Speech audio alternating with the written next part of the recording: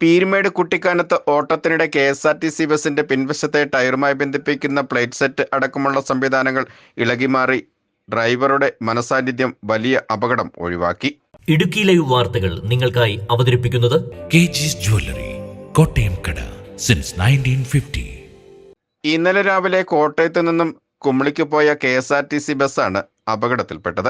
ഓട്ടത്തിനിടയിൽ കുട്ടിക്കാനത്തിനും തട്ടാത്തിക്കാനത്തിനും ഇടയിൽ ബസിന്റെ പിൻവശത്തെ ടയറുമായി ബന്ധിപ്പിക്കുന്ന പ്ലേറ്റ് സെറ്റ് അടക്കമുള്ള സംവിധാനങ്ങൾ തകരാറിൽ ആവുകയായിരുന്നു.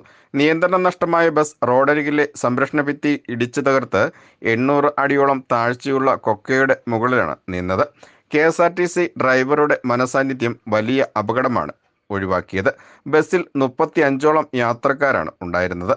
കോട്ടയത്ത് നിന്നും കുമളിക്ക് വരികയായിരുന്ന കെ.എസ്.ആർ.ടി.സി ബസ്സിലാണ് അപകടം സംഭവിച്ചത്. Idukki live news, Peermade. Idukki live വാർത്തകൾ നിങ്ങൾക്കായി അവതരിപ്പിച്ചത്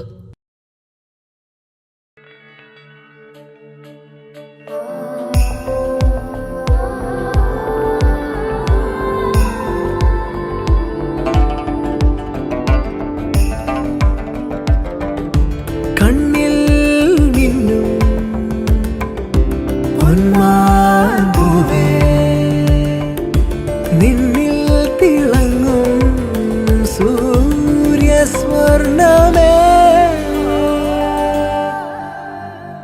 പ്രിയപ്പെട്ടവരുടെ സന്തോഷം പരിശുദ്ധമായ പൊന്നിലൂടെ.